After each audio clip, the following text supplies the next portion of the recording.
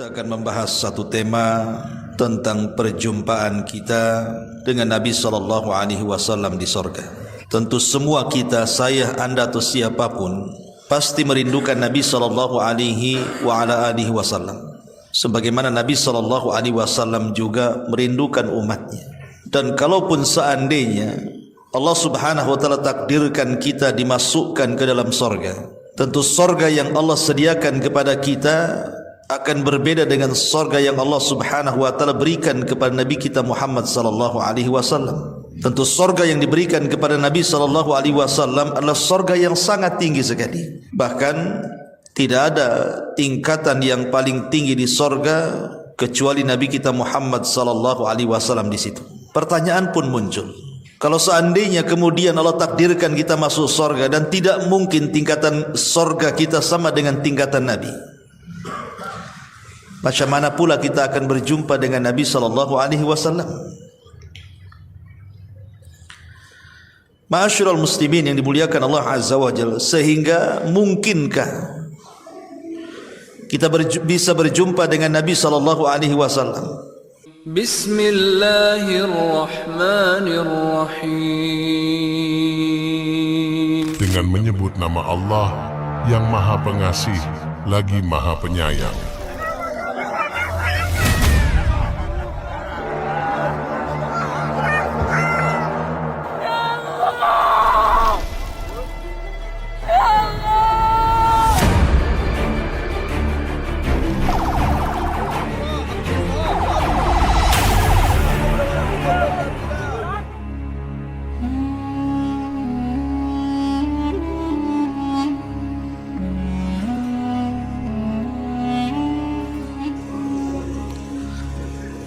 Ma'asyiral muslimin yang dimuliakan Allah Subhanahu wa Ta'ala,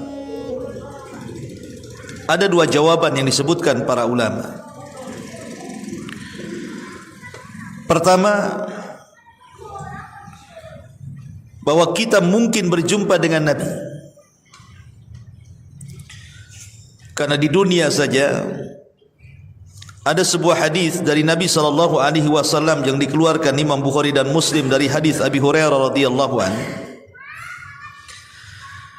Kata Nabi sallallahu alaihi wasallam, "Man ra'ani fil manami faqad ra'ani haqqan. Fa inna syaitan la yatamathalu fi surati wa man kadzaba alayya muta'ammidan falyatabawa maq'adahu minan nar." Barang siapa yang melihatku dalam mimpi, maka sungguh ia telah melihatku secara benar. Karena sesungguhnya setan tidak bisa menyerupai bentuk. Maka barang siapa yang berdusta atas namaku secara sengaja, maka silahkan ambil tempat duduknya di neraka. Dalam riwayat yang lain, Nabi SAW mengatakan, "Man ra'ani fil manami fasayarani fil yaqadati wa la yatamathalu syaitanu bi." Wa qala Abu Abdillah qala Ibn Sirin, "Idza ra'ahu fi suratihi." Barang siapa yang melihatku dalam mimpiku, maka ia akan melihatku dalam keadaan terjaganya, dan setan tidak akan mampu menyerupaiku.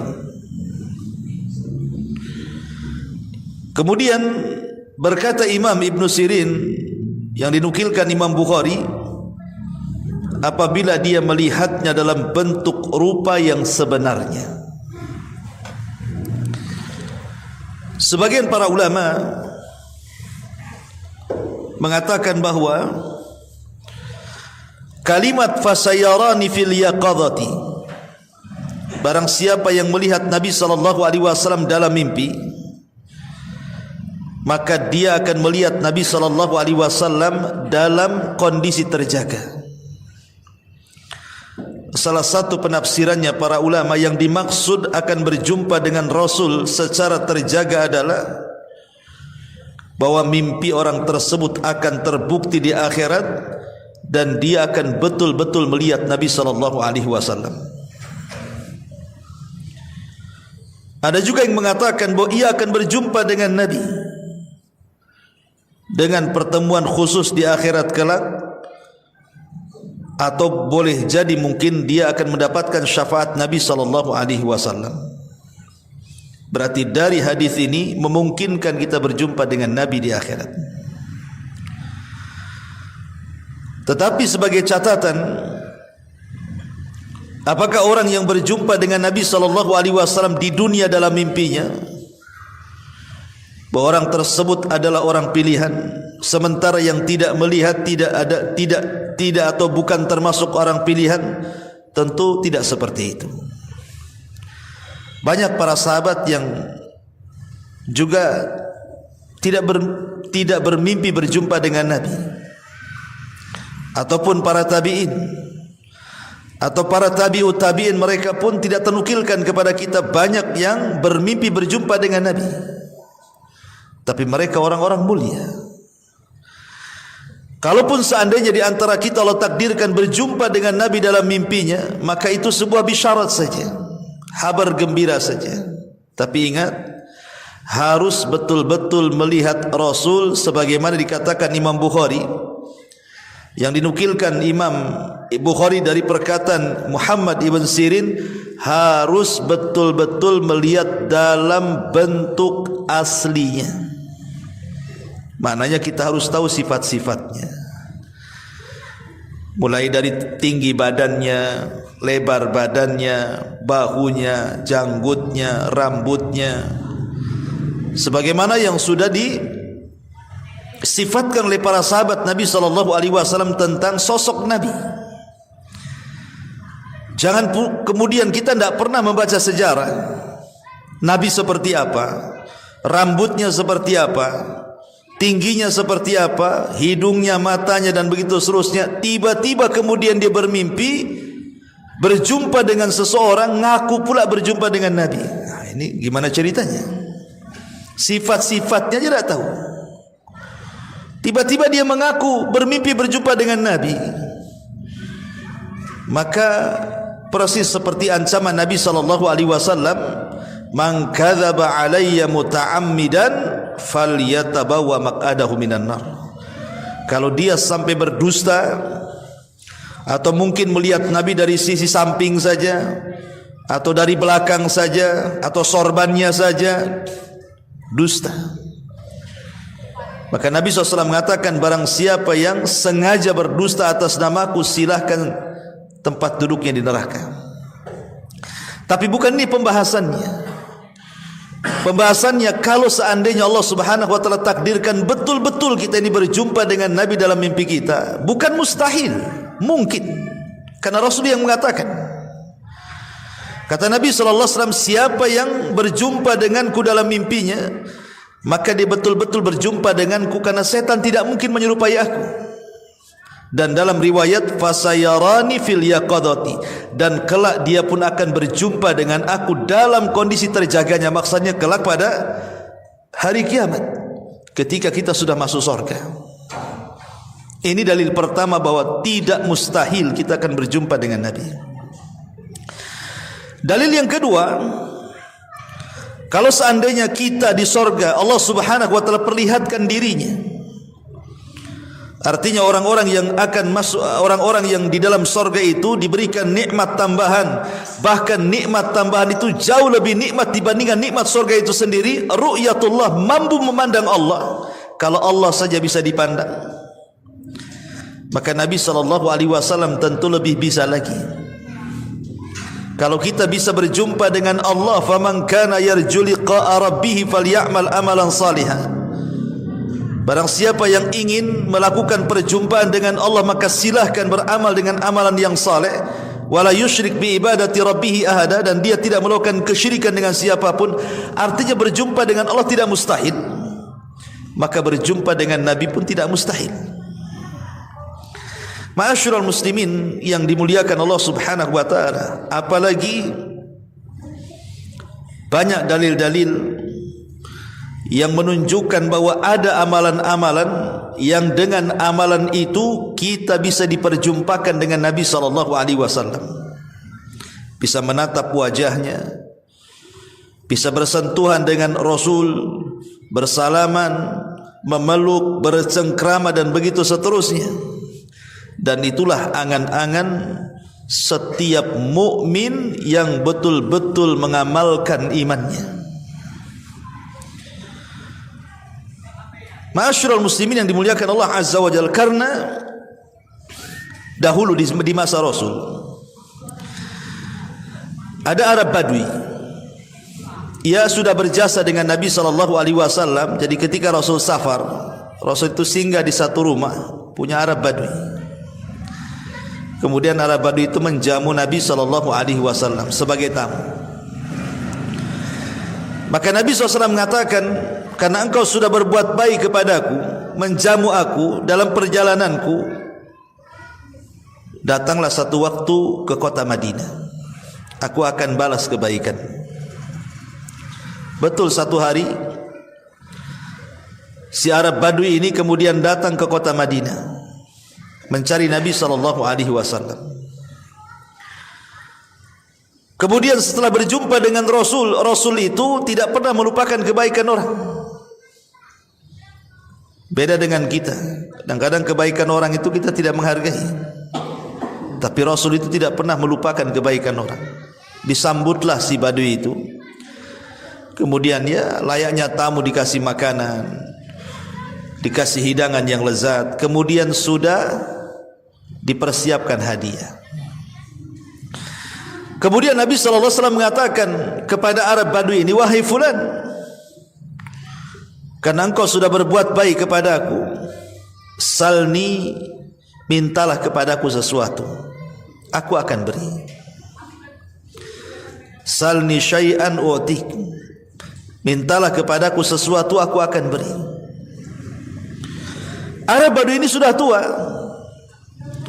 Harusnya dalam kondisi ketika Nabi SAW memberikan kesempatan meminta kepada Nabi, harusnya kan berfikir akhirat. Ini mumpung dekat-dekat Nabi, saya akan meminta kepada Rasul, ya Rasul masukkan aku ke sorga, ya Rasul tolonglah mintakan kepada Allah supaya Allah mengampuni dosa-dosa aku. Kan harusnya kan begitu. Kan ini kesempatan kapan lagi berjumpa dengan Nabi. Rupanya si Badui ini lain pula yang diminta.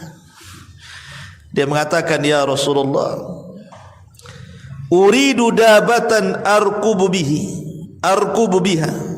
Aku hanya ingin ya semacam unta biar aku kemana-mana tak jalan kaki. Kemudian kata Nabi SAW, minta lagi, apa lagi? Dia mengatakan, wa kalban yahrusu ghanami. Kalau ada anjing-anjing lah katanya, supaya bisa menjaga kambing-kambingku. Mungkin serigala begitu. Kemudian kata Nabi SAW, apa lagi? Dia mengatakan, au khadiman yakhdumu ahli, atau kalau memang ada budak sebagai pembantu, kasihlah saya budak sebagai pembantu katanya, biar saya tak capek ada pembantu.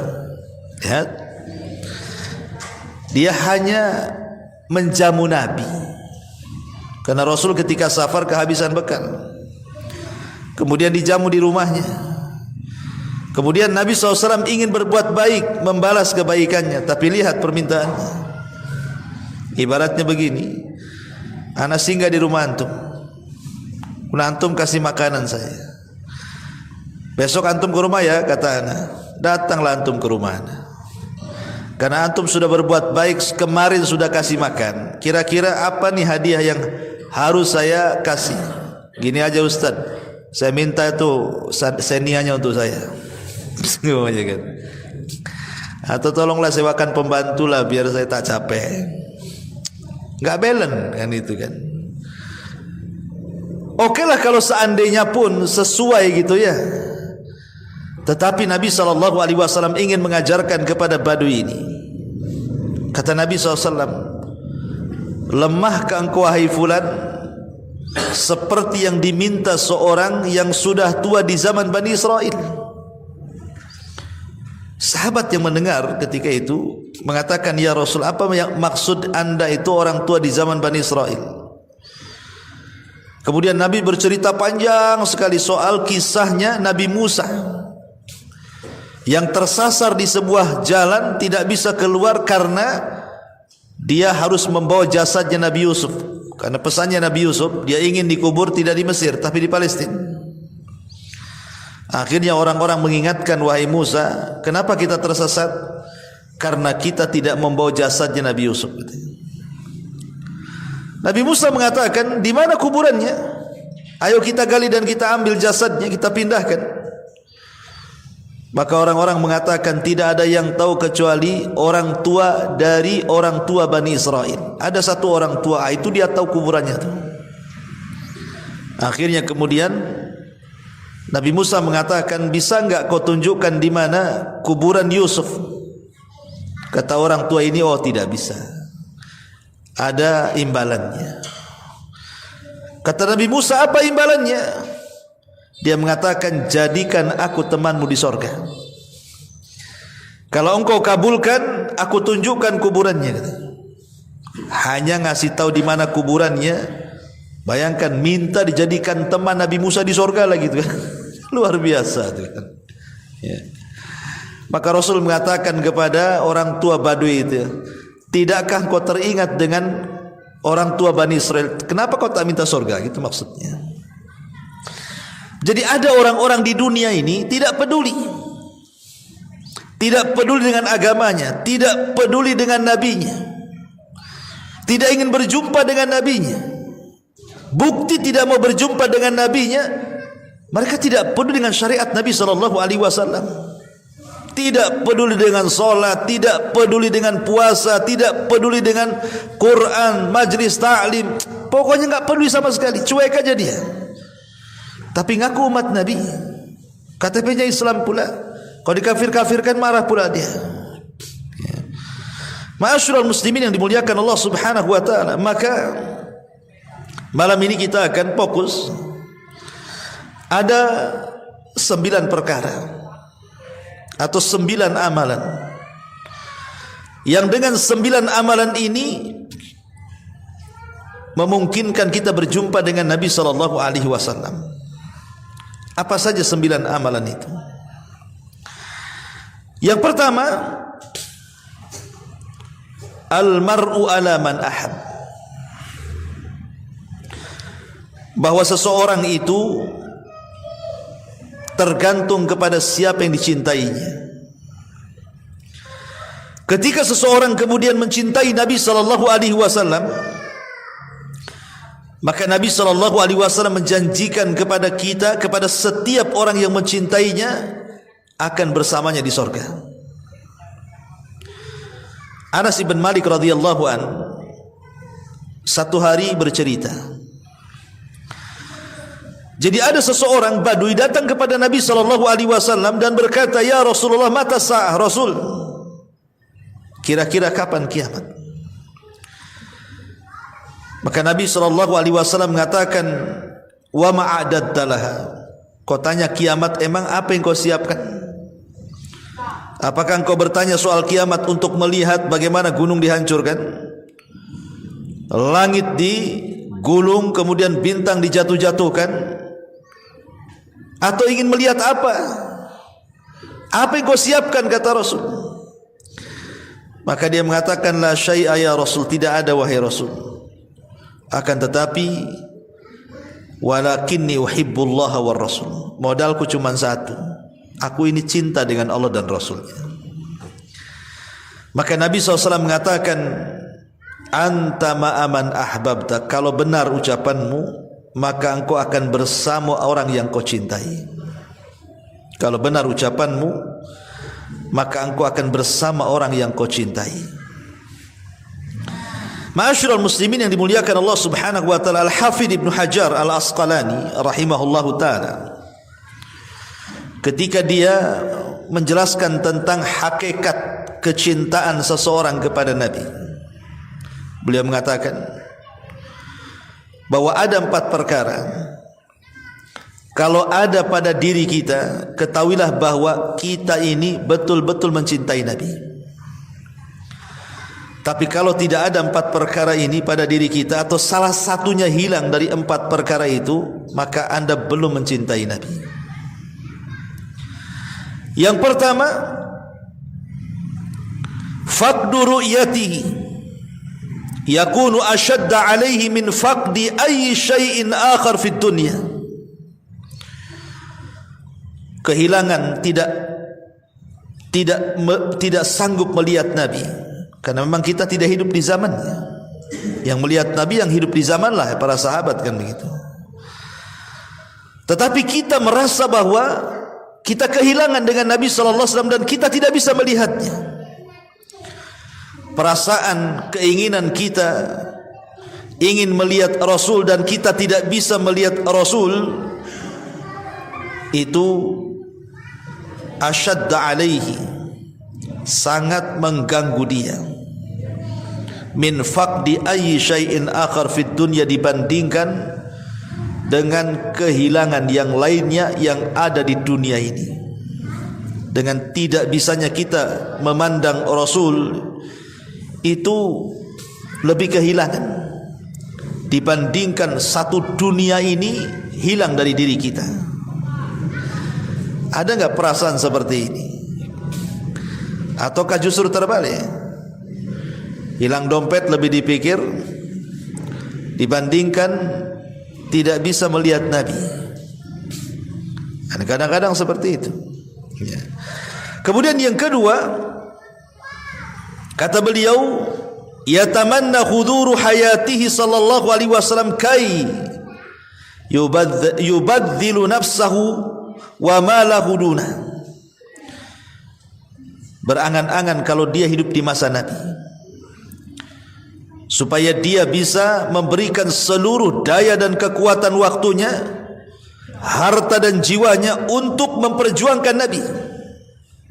Terpikir enggak oleh kita, seandainya kita hidup di zaman Rasul, kita akan habis-habiskan waktu kita, tenaga kita, biaya kita, uang kita, jiwa kita, keluarga kita untuk Nabi? Ataukah kita tidak terpikir ke sana? Kemudian yang ketiga, yatamassal awamirahu, berusaha untuk melaksanakan perintah-perintah dan menjauhi larangan-larangan Nabi sallallahu alaihi wasallam. Termasuk yang keempat adalah menolong sunnahnya dan berusaha untuk mengamalkan syariatnya. Kata Al-Hafidz Ibnu Hajar, kalau 4 perkara ini ada pada diri kita, maka itulah hakikat cintanya kita kepada Nabi sallallahu alaihi wasallam. Ini yang pertama. Kalau ingin bersama Rasul, cintai Nabi. Yang kedua, memperbanyak sujud, memperbanyak salat. Di zaman Nabi SAW ada seorang sahabat namanya Rabi'ah ibn Ka'ab al-Aslami radhiyallahu anhu. Jadi Rabi'ah ini anak kecil, ikhwan, belum balik, usia 10 tahun.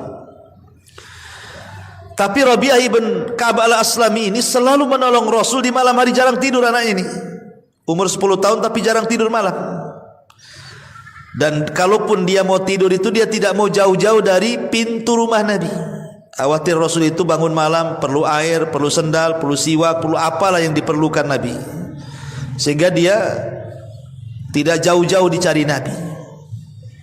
Jadi tiap malam itu senantiasa siaga satu untuk membantu Nabi sallallahu alaihi wasallam. Ini namanya Rabi'ah ibn Ka'ab al-Aslami, ini masih kecil, ya.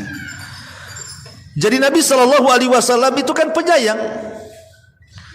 Akhirnya satu pagi dia memanggil Rabi'ah ini dan mengatakan, ya Rabi'ah, salli syai'an, wahai Rabi'ah, mintalah kepadaku sesuatu, kau sudah baik, banyak membantu kehidupanku. Maka Rabi'ah mengatakan, ya Rasulullah, saya hanya ingin menjadi temanmu di sorga. Kata Rasul, ada yang lain lagi, namanya anak-anak kan. Kata Rabi'ah ini, tidak wahai Rasul, saya ingin, ana uridu ma'aka fil jannah, saya hanya ingin bersamamu di sorga. Coba apa yang anda pikirkan? Ini anak 10 tahun. Anak 10 tahun. Tahu apa anak 10 tahun hari ini? Kalau antum ngomong sama antum, nak, di usia 10 tahun ya, 12 tahun atau 13 tahun gitu, masih SD lah. Nah, kira-kira nih kamu mau apa? Kira-kira jawaban anak-anak sekarang nih, umur 10 tahun, 11 tahun, 12 tahun, kira-kira apa itu maunya? Belikan gadget lebih katanya. Kan itu. Belikan handphone. Itu aja yang dipikirin anak sekarang ini. Enggak ada yang lain. Ya. Enggak ada kepikiran sorga, enggak ada kepikiran pahala, enggak ada anak sekarang ini. Ya wajar, karena orang tuanya juga gitu masalahnya. Ya enggak jauh-jauh lah akhirnya kan anak dengan orang tua tuh.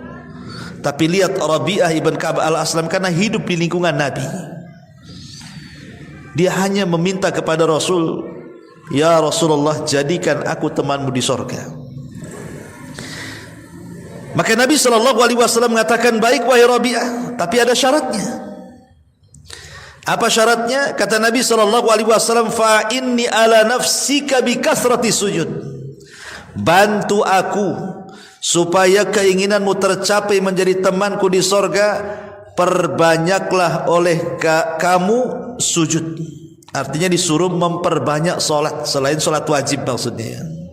Entah solat duhanya, solat malamnya, rawatib, pokoknya solat sunnah. Disuruh memperbanyak solat. Kenapa Nabi SAW mengistilahkan sujud? Karena disitulah kedekatan seorang hamba dalam solat dengan Allah Subhanahu Wa Taala. Kata Nabi SAW dalam sebuah hadis bahwa tidak ada yang lebih dekat dengan Allah, aqrabu ma yakunul abdu min rabbih wa huwa sajid. Tidak ada tempat dalam solat yang lebih dekat kita dengan Allah kecuali dalam posisi sujud. Kata Rasul, fa'aktsirud du'a, perbanyaklah di situ doa. Jadi saat kita ini solat, entah solat wajib, entah solat sunnah, minta di situ. Ya Allah, jadikan aku teman Rasul di sorga. Ya Allah, jadikan teman aku menjadi teman Nabi SAW di sorga. Gitu maksudnya. Ya. Ma'asyiral muslimin yang dimuliakan Allah Azza wa Jalla, ini yang kedua. Yang ketiga, ada dengan berusaha untuk mentaati Nabi SAW. Dulu di zaman Rasul, Rasul itu punya budak yang dimerdekakan, yang kemudian menjadi pembantu Nabi SAW, namanya Thauban, maulan Nabi. Thauban ini sangat mencintai Nabi SAW. Satu hari dia tidak melihat Rasul bisa sakit. Lihat bagaimana tingkat kecintaan para sahabat kepada Rasul. Dia satu hari saja tidak memandang Rasul itu bisa sakit. Entah masalahnya gimana, tiba-tiba Rasul safar, sehingga Thauban yang sehari-hari memandang wajah Nabi SAW, berhari-hari tidak memandang wajah Rasul, akhirnya jatuh sakit. Jatuh sakit sampai terbaring dan tidak sanggup bangun. Ketika Nabi SAW datang dari safar, kemudian Nabi SAW, karena setiap kalau dia mukim selalu berjumpa dengan Thauban, tumben Thauban tak ada. Kata Rasul, di mana Thauban? Kok saya tidak pernah melihatnya? Maka orang-orang mengatakan, ya Rasulullah, Thauban sakit parah. Akhirnya kemudian Nabi SAW menjumpai Thauban. Kemudian Rasul mengatakan, ma sya'nuka ya Thauban, ada apa dengan engkau wahai Thauban? Kenapa kau jadi sakit seperti ini? Maka Thauban maulan Nabi SAW mengatakan, ya Rasulullah, sudahkah kau tahu bahwa aku tidak bisa satu hari saja tidak memandang dirimu kecuali aku sakit, katanya.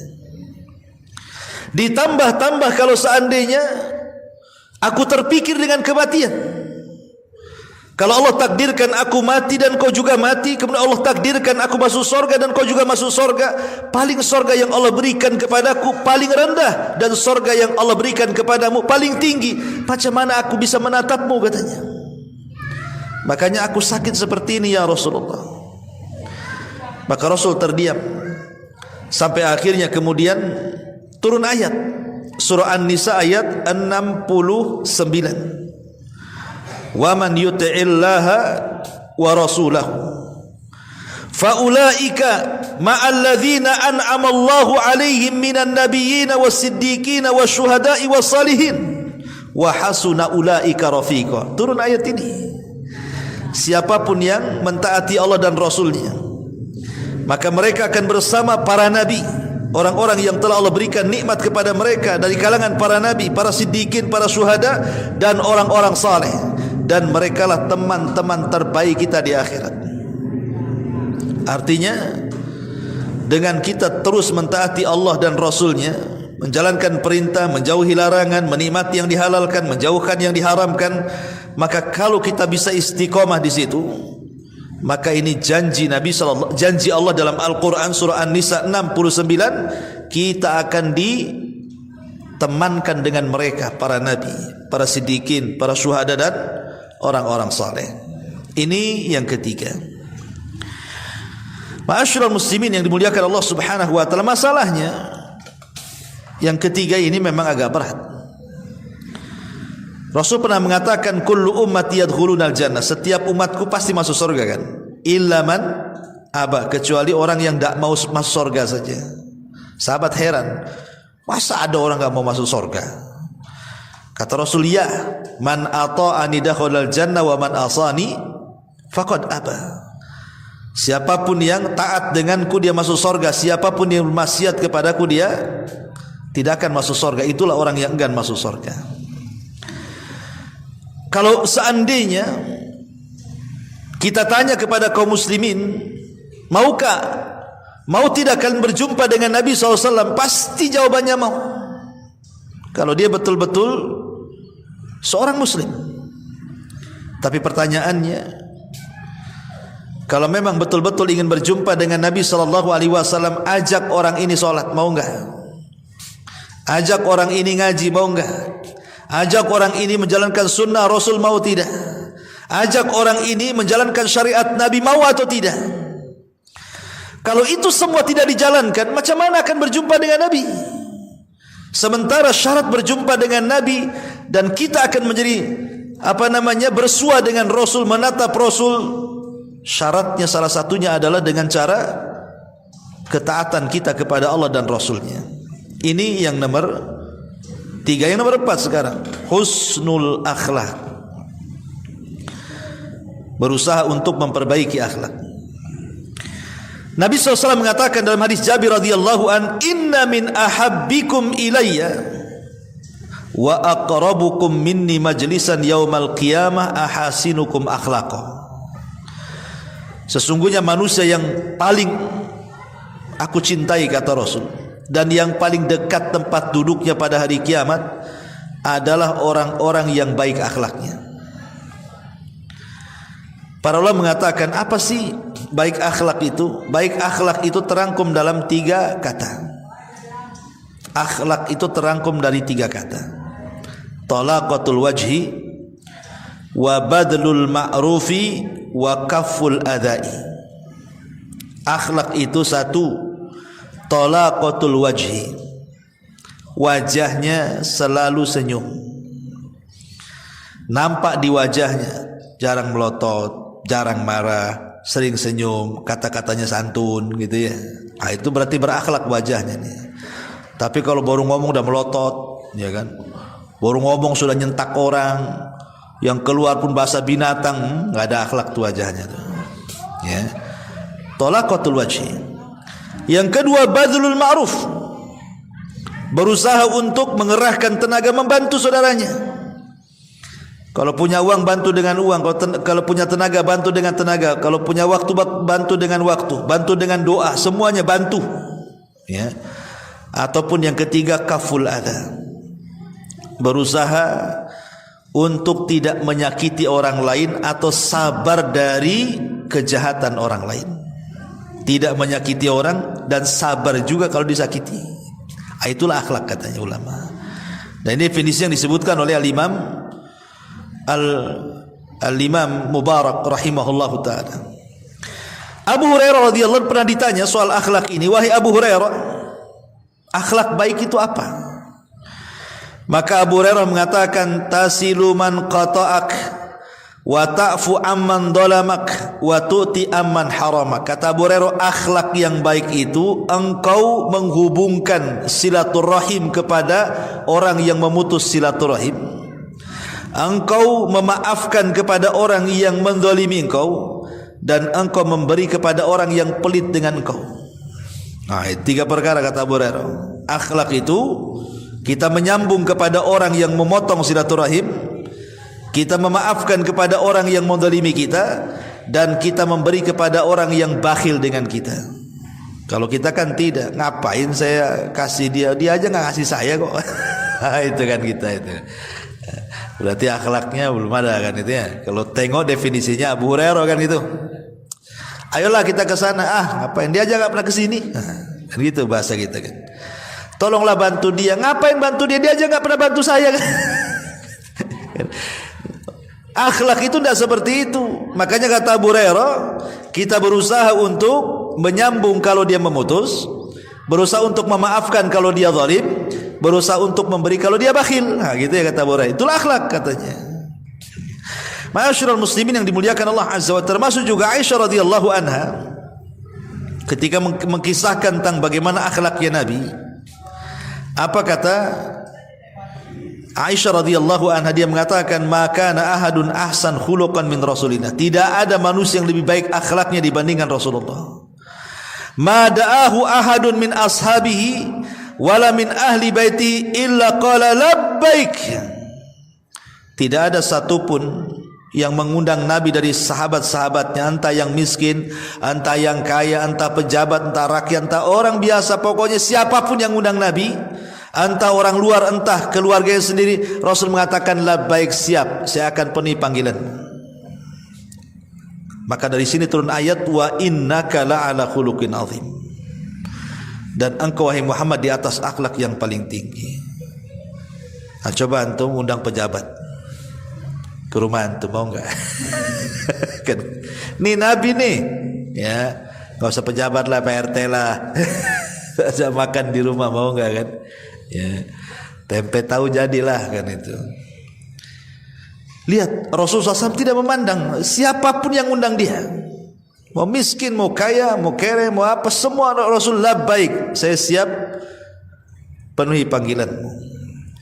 Bahkan disebutkan oleh Ummu Darda radhiyallahu anha, seorang sahabat.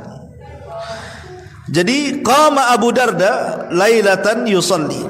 Kita tahu Abu Darda ini memang sahabat yang rajin sholat, rajin puasa. Saking rajin sholat dan puasanya, istrinya itu tidak pernah direken dia, sampai nggak pernah dandan. Kata istri, ngapain saya dandan katanya. Kalau malam dandan dia sholat, ya kan. Kalau siang dandan puasa pula dia. Apa yang harus, nggak pernah dandan Abu Darda ini. Akhirnya kemudian ditegur sama Salman Al-Farisi, Abu Darda jangan gitu, sepertiga hakmu itu kasihlah untuk Allah, sepertiganya kasihlah untuk badanmu, sepertiga kasihlah untuk keluargamu, ya, jangan semua kasih sama Allah katanya.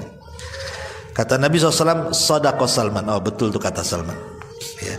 Jadi Ummu Darda ini bercerita tentang suaminya Abu Darda radhiyallahu anhu yang sholat di malam hari dan selalu menangis Abu Darda ini.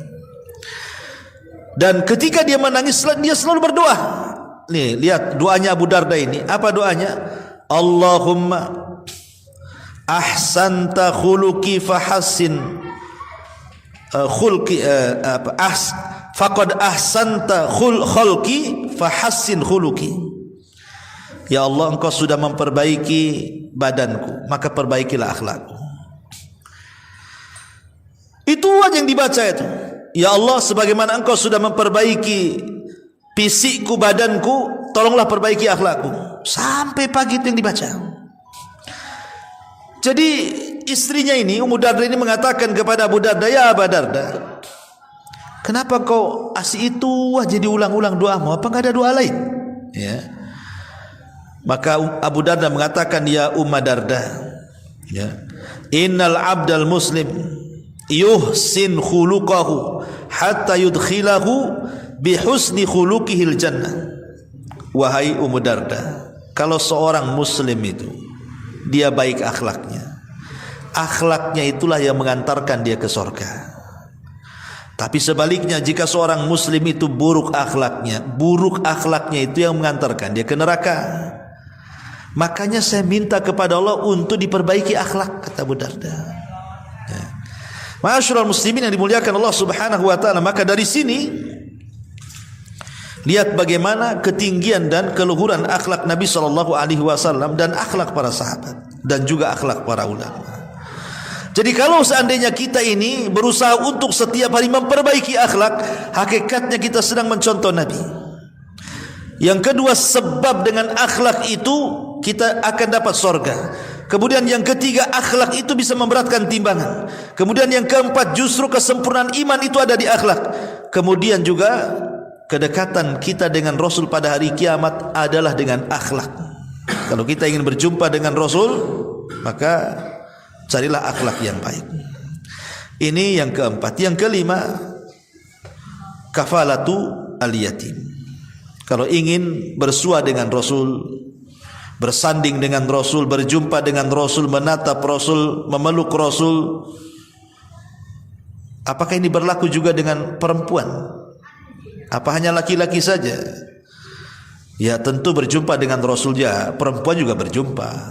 Tapi apakah kemudian perempuan boleh menjabat tangan Nabi, memeluk Nabi kayak kita laki-laki? Ya wallahu alam, ini kan perkara gaib. Tapi yang jelas di dunia saja Rasul tidak pernah bersalaman dengan perempuan. Ya, Rasul kalau membaiat wanita tidak pernah menyentuh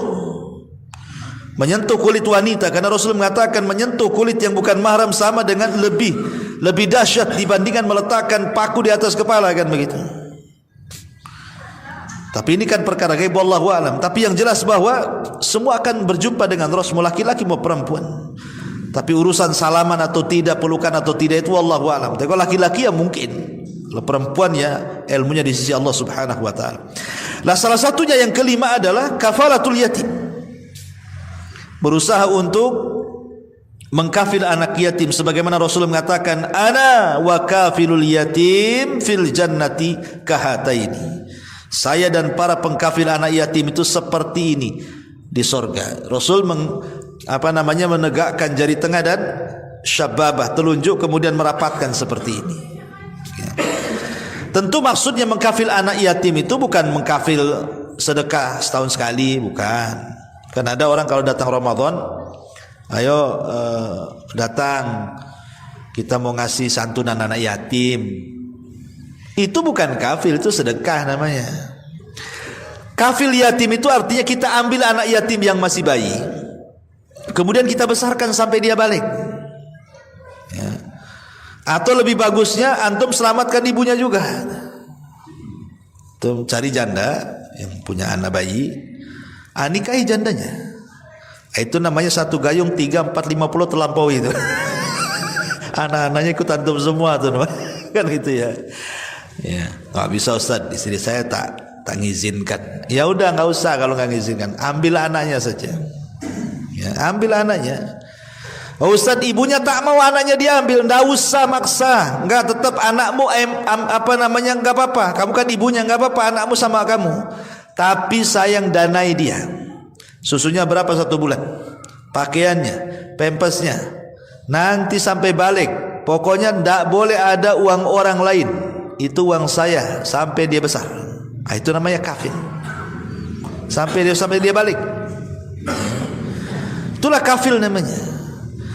Lah orang-orang yang seperti ini dekat dengan Nabi SAW, karena Rasul itu kan juga anak yatim. Bahkan Rasul itu seyatim-yatimnya anak yatim, karena ketika dia lahir ayahnya sudah meninggal. Makanya Allah mengatakan wa wajadaka fawajadaka yatiman fa'awa, wajadaka yatiman fa'awa. Dan Allah mendapati engkau wahai Muhammad yatim, tapi yatim kamu berbeda dengan yatim yang lainnya. Fa'awa, aku yang menjaganya, kata Allah. Makanya Rasul karena pernah yatim, Allah tegur, fa'ammal yatima fala takhar. Adapun kalau kau jumpa dengan anak yatim, jangan kau hardik. Sama anak yatim harus lembut, usap kepalanya, antum akan mendapatkan pahala sebanyak rambut yang di kepalanya. Usap kepalanya. Ya, sering mengusap lebih banyak lagi. Tapi kalau diusap terus kan tidak mau, kecuali mau kasih amplop. Kalau dikasih duit mau dia kan. Ya. Jadi, dan itu bisa melembutkan hati kita. Ya. Maka ini yang keenam juga, yang kelima kafalatul yatim. Yang keenam, kalau kita diuji oleh Allah, dengan diberikan anak perempuan. Karena begini, ikhwatu fillah, muliakan Allah Azza wa Jalla, merawat anak perempuan dengan anak laki-laki itu berbeda. Karena laki-laki sih kadang-kadang kita selaku bapak ini nggak terlalu riskan sekali kan. Pergi pagi, sore ya paling kita tanya, "Oh dari mana?" kan itu ya. Tapi kalau anak perempuan hilang dari pagi sampai sore, was-was tuh orang tua tuh. Mana nih anak nih? Sampai dulu ada kisah tuh. Jadi saya didatangi orang besar, betato, ya mungkin mantan preman tuh, tak tahu juga lah. Tuh nangis dia, mau badan gede nangis, ya kan? Jadi saya bilang, "Ada apa Pak? Tenang Pak, tenang. Kira gini Ustadz, bisa bantu saya enggak?" katanya. Jadi kenapa Pak? Ceritakan. Jadi anak gadisnya ini baru dipesantrenkan di Medan, baru 2 tahun. Ya, bapaknya senang, tapi ibunya kadang, namanya orang tua ya, istrinya atau ibu anak itu, karena anaknya itu anak perempuan satu-satunya, yang lain laki-laki, jadi rindunya nggak bisa ditahankan. Jadi ngerayulah suaminya, "Tolonglah, udahlah cukup 2 tahun di Medan, bawa aja ke Batam, biar di rumah saja, sekolah, cari sekolah di sini." Ya karena suaminya kalah dengan istrinya, pulang akhirnya anaknya 2 minggu hilang. Anak itu cari-cari ke sana kemari. Rupanya anak itu dia ngekos di atas warung Padang tuh, cerita dia. Dan sudah nggak pakai jilbab, betato, bejinti sana sini. Rupanya ikut anak pang. Coba kan? 2 tahun bisa dirusak dengan 2 minggu. Nah ini kejadian ikhwan, kan? Karena makanya kita ini yang kalau punya anak perempuan baru terasa kita ini. Makanya kenapa kalau kita betul-betul mentarbiyah anak perempuan, kita betul-betul kita jaga, kita tarbiyah, pahalanya beda dengan anak laki-laki. Kata Nabi SAW, "Man 'ala jariyataini hatta tablugha ja'a yaumal qiyamah ana wa huwa wa dhamma asabi'ahu," kata Rasul. Barang siapa yang mendidik dan merawat 2 anak perempuan hingga dia dewasa, dia rawat dengan baik anak itu sampai dia dewasa, sampai dia kawin, maka ia akan datang pada hari kiamat bersamaku, kata Nabi SAW. Luar biasa, ya. Makanya kalau punya anak perempuan, nah jaga baik-baik. Ini pahalanya besar, akan bersama Nabi SAW di surga. Ini yang ke-6. Kemudian yang ke-7 adalah orang yang tidak pernah berjumpa dengan Rasul. Seperti kita kan gak pernah berjumpa dengan Rasul, tapi kita yakin dengan Nabi. Kalau ditanya siapa Nabi Muhammad, dengan yakin.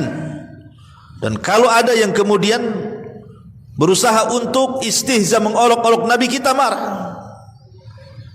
Dan kita yakin beriman bahwa Nabi kita Muhammad SAW. Karena satu hari setelah Nabi SAW berziarah ke kuburan Uhud, Rasul ingin memberitahu para sahabat yang masih hidup tentang jasa-jasa orang-orang yang telah berjihad sebelum mereka dari para syuhada Uhud. Seolah-olah Rasul mengatakan, kalau bukan karena Allah kemudian mereka, tentu kita tidak seperti ini.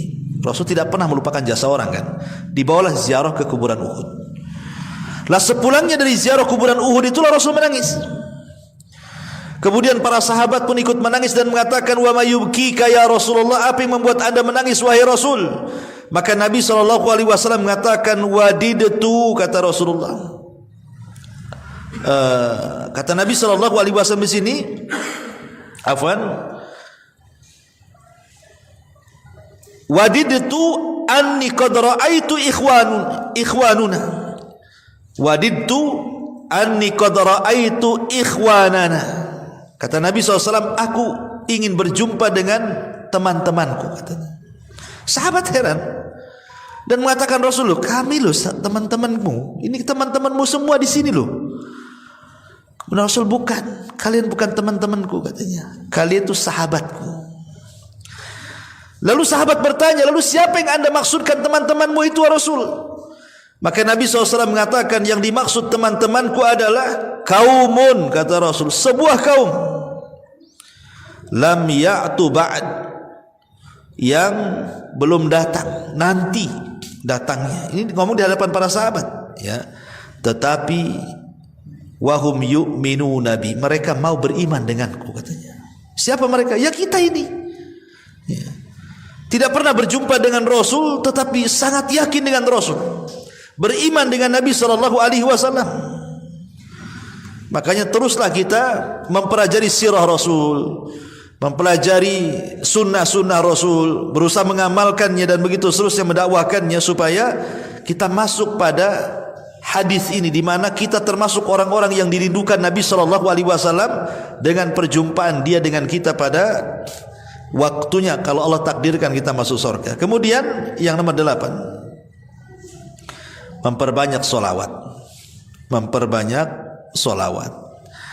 Kata Imam Ibnul Qayyim rahimahullahu ta'ala, dia mengatakan, annal abda kullama aktsara min dzikril mahbub wastihdharihi fi qalbihi wastihdhari mahasinihi wa ma'anihi aljalibati li hubbihi tadha'afa hubbuhu wa tazayada syauquhu ilaihi.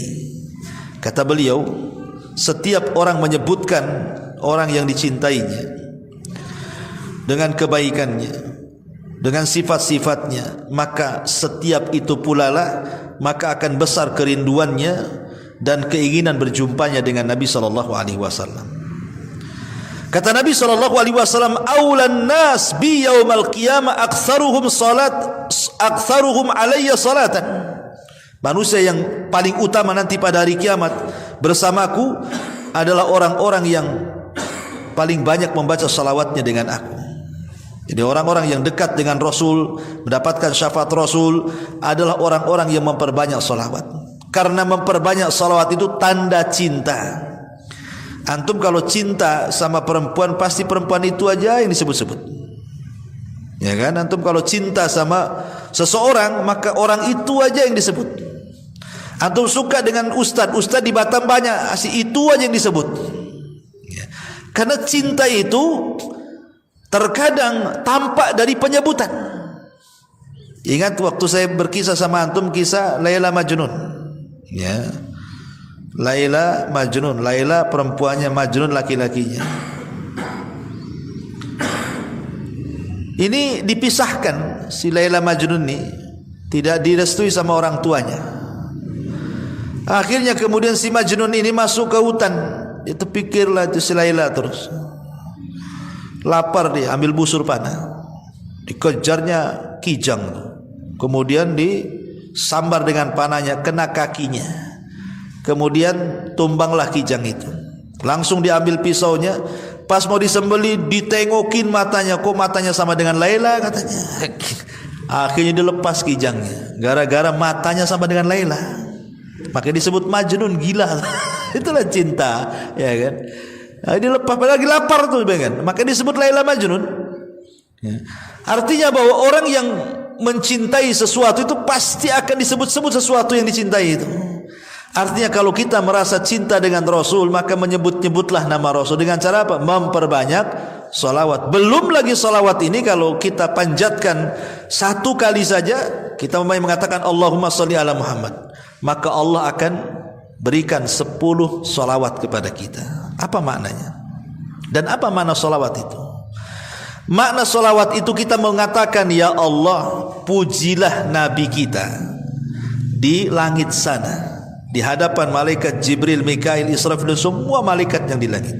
Itu makna salawat tuh. Jadi kalau kita katakan Allahumma sholli ala Muhammad, kita mengatakan, ya Allah, pujilah Nabi kita Muhammad di depan makhlukmu di atas sana. Nanti Allah Subhanahu wa ta'ala akan beri 10 pujian kepada kita. Bayangkan coba, kalau kita katakan Allahumma sholli ala Muhammad, maka Allah akan memanggil Jibril, Mikail, Israfil dan semua malaikat di atas arsy itu, kemudian memuji 10 kali kita gara-gara kita salawat 1 kali kepada Nabi. Luar biasa. Nama kita jadi selebritis langit, ya.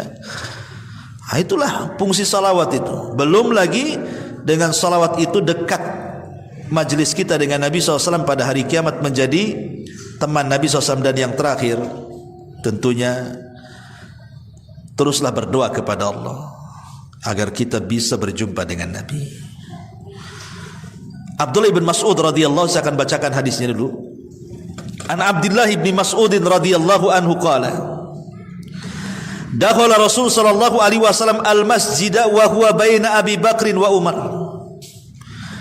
Wa idza Ibnu Mas'ud yusalli wa idza huwa yaqra'u an-nisa fantaha ila ra'sil mi'ah faja'ala Ibnu Mas'ud yad'u wa huwa qa'im yusalli.